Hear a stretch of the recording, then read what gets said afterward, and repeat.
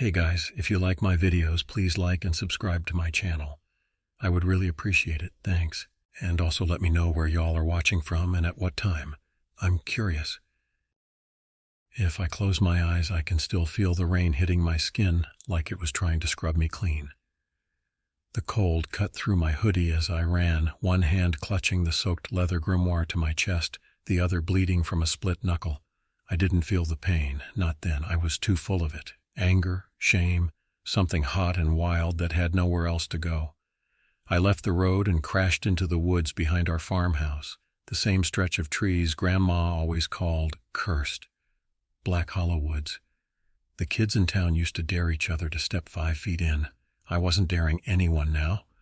I was going deeper. Branches clawed at my clothes and face as the wind screamed through the trees. I welcomed the scratches. They felt earned. They felt honest. Unlike the laughter from earlier that day. Unlike the video still spreading like wildfire. My name trending for all the wrong reasons. It wasn't enough that they mocked me. They had to record it. Max, Jenna, Tyler. They pushed until I snapped. And even then, I was the one they painted as a freak. I didn't care if I got lost or struck by lightning. I just kept following the path I remembered from Grandma's stories. A place past the birch trees and the rotted fence post. A clearing no one had mapped. No one ever returned from, if you believed old wives' tales. But I did find it. It wasn't much. Just a ring of stones overgrown with moss and a stump in the center, carved with symbols I'd seen in the book. The earth here smelled different. Rich and sour, like turned soil and something else. Something breathing. I dropped to my knees, opened the grimoire with trembling fingers, and found the page. It had no title. Just a warning written in something darker than ink. To call the Whispering One is to call your ruin, or your rise. Give freely, demand nothing. Sacrifice truth, body, and spirit. Lightning cracked. The wind died. The air pressed down like the sky had exhaled and refused to breathe again. I lit the candle from the kit I stole from my mother's emergency drawer. Its flame barely held, but it was enough. I placed it on the stump, sliced my palm with the ritual blade, and let the blood drip onto the sigil. I don't know how long I chanted. The words weren't mine. They slid out of me like oil, thick and ancient. The forest didn't respond at first. Then it did. The candle blew out. The wind reversed. Every tree leaned in. The moss quivered. And from somewhere beneath the ground, I felt an answer. Something had heard me. Something had woken up. I found the grimoire 2 weeks after Grandma died. Mom didn't want to deal with her things. You can go through all that old junk if you want, she said, waving vaguely toward the attic. I think Grandma scared her, even after death. She never said it out loud, but I caught her tossing out the jars of dried herbs from the pantry, as if spices could summon demons. The attic was full of cobwebs and dust-thick light. I opened trunks, flipped through yellowed photos, found brittle lace dresses and buttons that had lost their shirts. But behind one old cedar chest, under a wool quilt, I found a wooden box tied shut with red twine. Inside was the grimoire. The cover was leather, cracked and dark like it had been soaked in something once alive. No title, no author, just a symbol burned into the center, an eye within a spiral. I knew I should have closed it and walked away, but I didn't. It opened with a whisper, like the sound a match makes when it catches. The pages were thick, almost like skin, not paper. Some were written in Latin, others in a curling script that looked like ink trying to crawl off the page. There were illustrations too, runes, symbols, ritual circles drawn with an obsessive hand. Some pages had smudges, one had something dried and brown on the corner. Grandma had always been odd.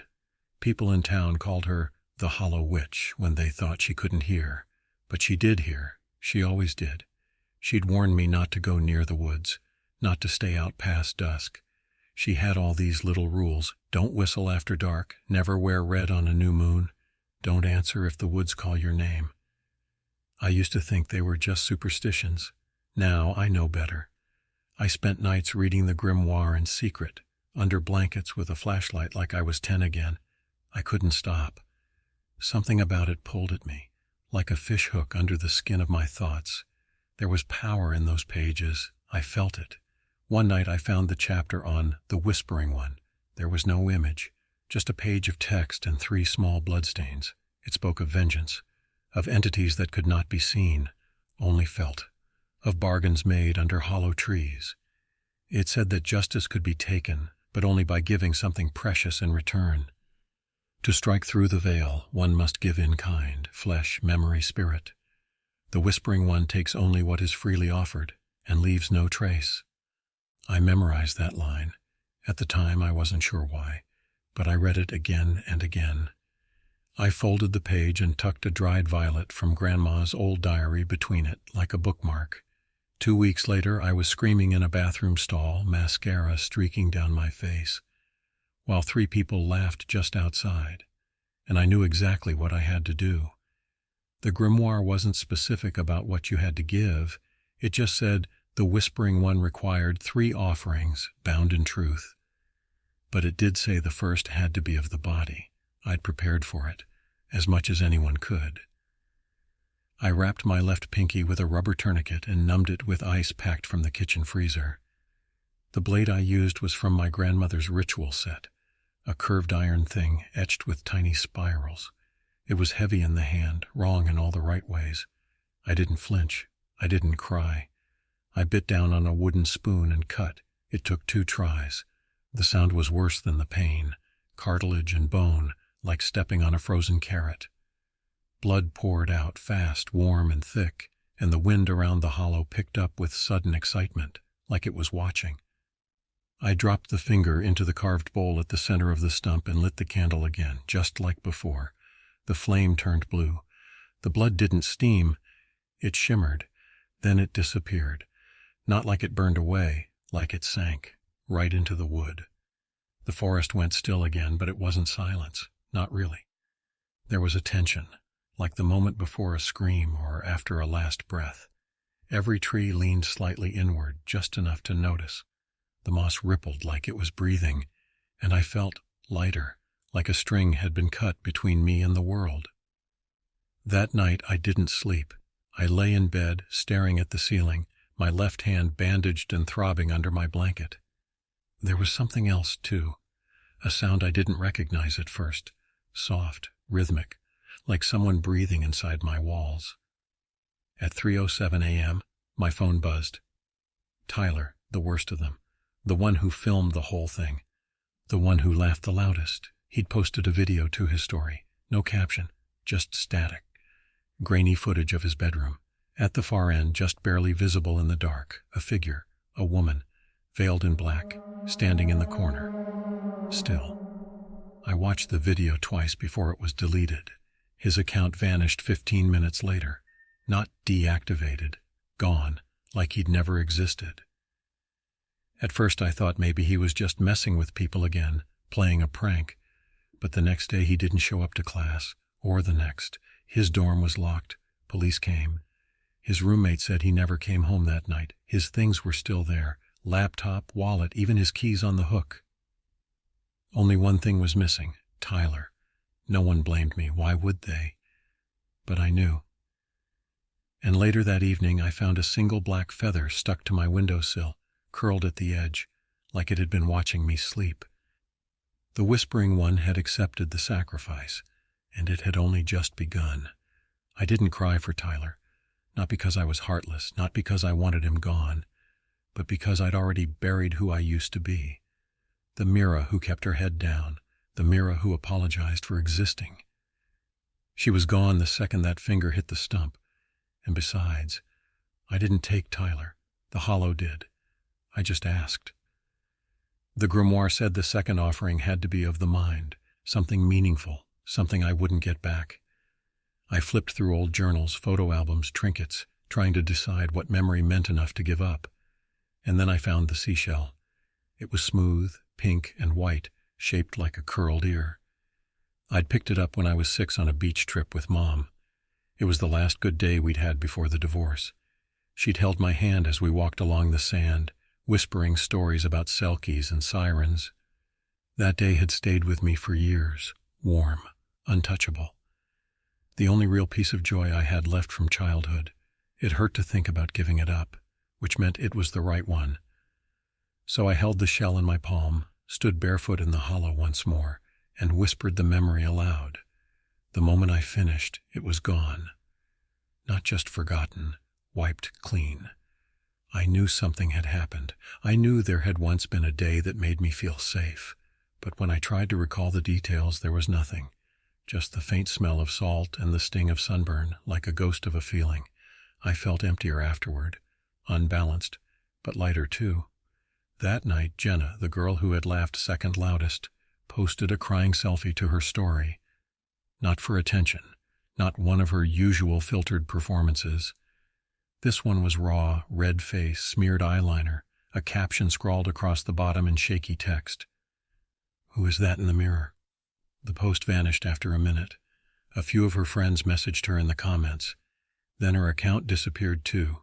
I didn't sleep. Around midnight, I walked downstairs to get some water and saw something through the living room window. Across the street, by the lamp post, stood the veiled woman. No movement, no sound. Just standing, arms at her sides, the veil rippling slightly in a wind I couldn't feel. I didn't scream. I didn't run. I raised my glass of water and nodded. She didn't nod back, but the wind kicked up as if in response, sending leaves spinning up the road. The next day, Jenna was declared missing. Her car was still in the college parking lot. Her last text was gibberish, just a string of random letters sent at 3:03 a.m. That night, I checked the window again. This time, the veiled woman was standing closer, not across the street, but on the sidewalk in front of my house. The final offering had to be of the spirit. That's what the grimoire said. It called it the third tether, the last thread that held the self together. I didn't understand it at first. I thought maybe it meant love, or guilt, maybe even fear. But the more I read, by candlelight now, because power outages had started to follow me like shadows, I realized what it meant. It wanted my voice. I could have chosen something else, maybe. My laughter, my ability to dream, but no, this felt right. My voice had never brought me anything but trouble. When I spoke up, I was mocked. When I stayed quiet, I was overlooked. Somewhere along the line, I'd started to believe that silence was safer. Now, it was power. The ritual was simpler this time. No blood, no object to burn, just words. Spoken aloud under a waning moon in the hollow, the grimoire open to the final page, the symbols glowing faintly in silver light. I said the incantation 3 times. The wind rose after each repetition, a swirling cyclone of leaves and grit. When the last syllable left my lips, it took everything with it. The next breath I drew was soundless. I opened my mouth. Nothing, no scream, no hum, not even a whisper. I pressed my hand to my throat in panic, then stopped. It didn't hurt. It didn't feel like something was missing. It felt like something had been peeled away, a layer of skin I didn't need anymore. I left the hollow in total quiet, not even the branches cracking beneath my feet. The trees let me go. And that night, Max, the one who'd started it all, began to unravel. He posted strange messages online, cryptic photos, captions like, "She's watching me" and "She's behind the curtain." His final post was a selfie with wide, terrified eyes and a dark shape behind his shower curtain. 20 minutes later, he was gone. His roommate found the curtain shredded, long vertical tears like claw marks, no blood, just water on the floor and a small black feather floating in the sink. No one could explain it. No one wanted to. I watched the news clip in silence, sipping tea from a chipped mug. I couldn't smile. Not because I wasn't happy, just because my face wouldn't move that way anymore. The following morning, I found a note slipped under my door. No name, no signature, just 5 words written in an unsteady hand. "What have you become, Mira?" I didn't need to answer. I folded the note and tucked it between the grimoire's pages. That night, I saw the veiled woman again, not outside, not in the mirror. She stood at the foot of my bed, watching, waiting. I blinked, and she was gone. But I wasn't afraid anymore, not even a little. People talk about revenge like it's fire. Burning bright, consuming everything, leaving nothing behind but ash.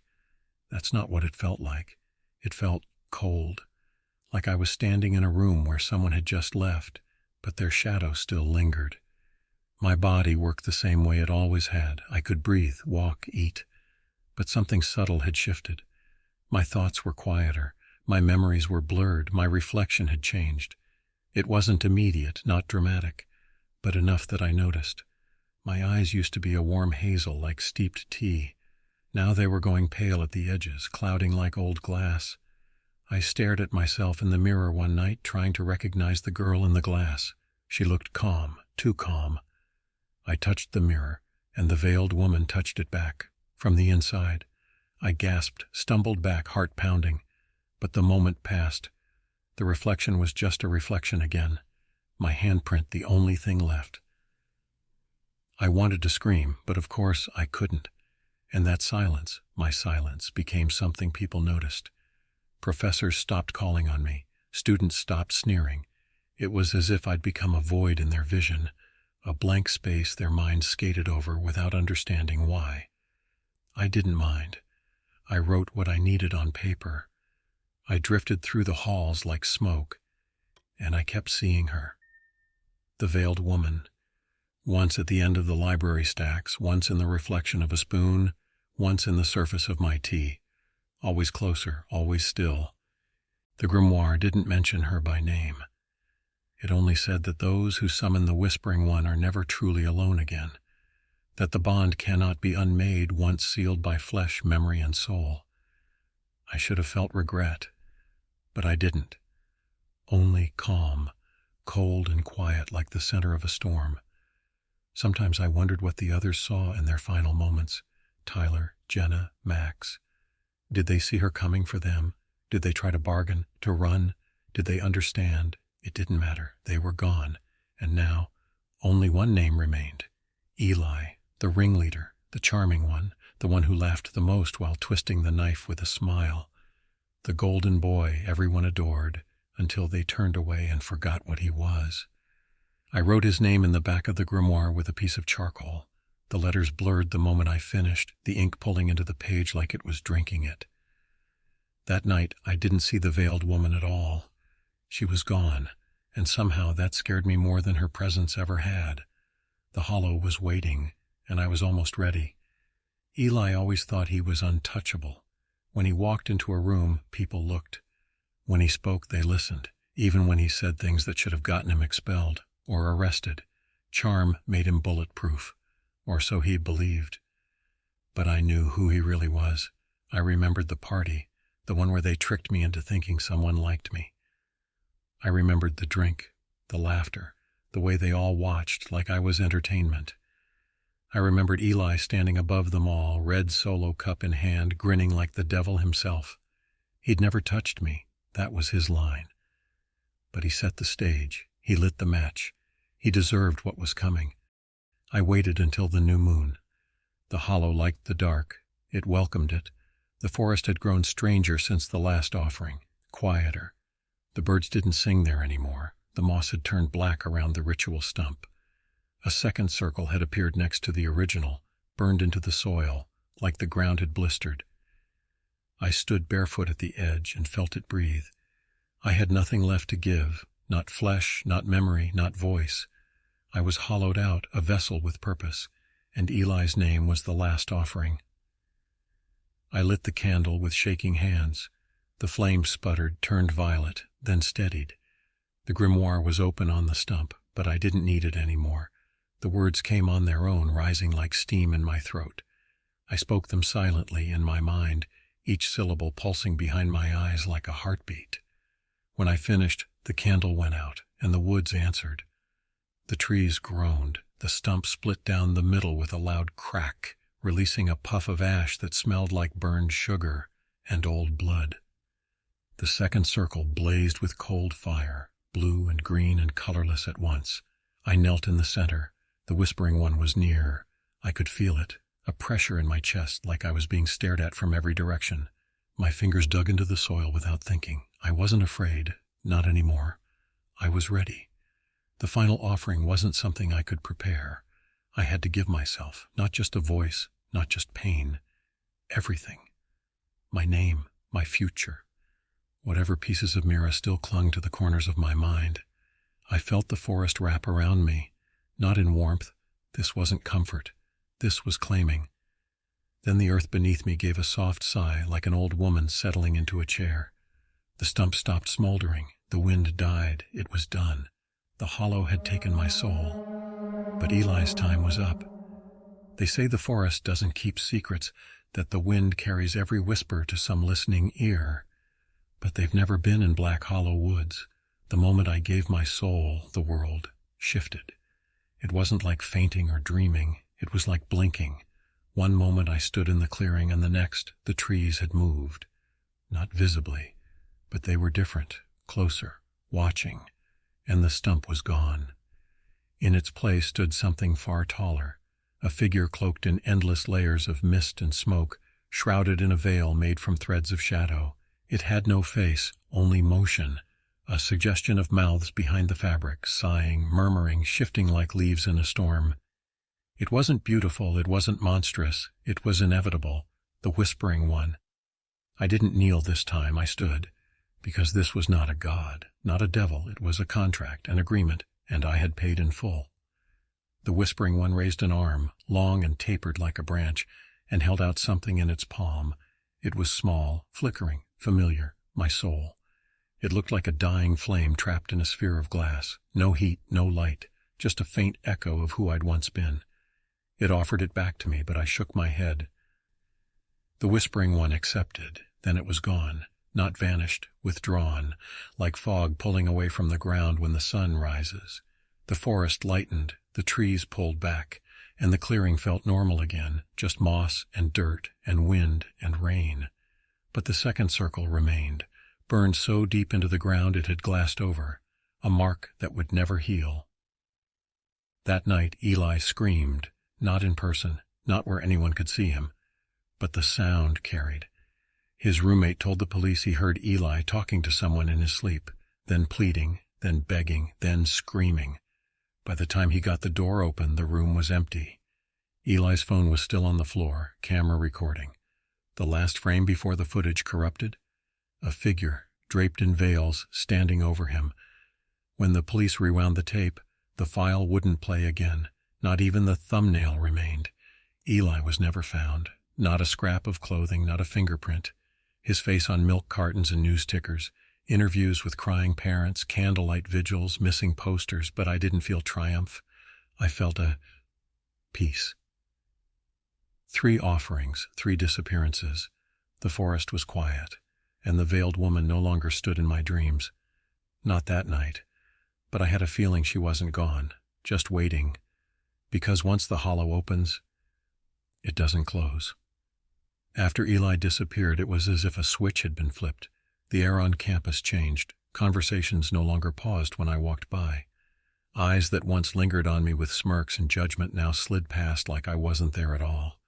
I was invisible in the way I had always wished to be, but now it felt like a decision, not an accident. No one asked questions. No one suspected. Tyler, Jenna, Max, Eli, gone. People whispered theories, runaways, cults, breakdowns, but none of them stuck. No one wanted to believe that 4 students, all loosely connected, had vanished without a trace. They chose silence, and I was happy to give it to them. I withdrew from my classes, moved back into Grandma's old house. Mom never questioned it. She said the place gave her the creeps anyway. She left me the deed with a shaky hand and a relieved sigh. The room still smelled like dried herbs and candle wax. The wallpaper peeled like shedding skin. Dust hung in the air like fog. It felt like home. I spent my mornings making tea and reading old books by the window. Afternoons tending to the overgrown garden. Nights writing in the journal I kept under my pillow. I didn't hear the veiled woman anymore. No footsteps, no shadows, no reflections watching me when I brushed my teeth or stirred soup. But I still felt her. Like the way you can tell someone's watching from across the street without turning your head. I would look out the window sometimes, and the woods would be just a little too still. The trees leaning a little too far in. She wasn't haunting me, she was guarding me. That's what I told myself. I found the grimoire one afternoon buried in my bottom drawer, tucked beneath sweaters I hadn't worn in years. I don't remember putting it there. Its pages had changed. The section on the whispering one was gone, ripped out cleanly, as if it had never been printed. In its place was a single line written in the margin in Grandma's handwriting. "The forest gives what is asked, but it keeps what is taken." I traced the words with my finger, and something cold settled beneath my ribs. It wasn't fear, it was understanding. I thought I'd made a bargain, that I'd paid the cost, but what I'd really done was open a door. And doors don't stay shut forever, not when they remember who turned the key.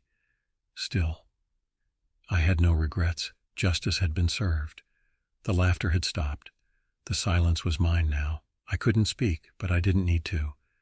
I had peace, solitude, stillness, until the moment I looked up from my journal and saw her standing in the yard again, veil rippling, head tilted, just watching, not closer, not farther, just there, waiting.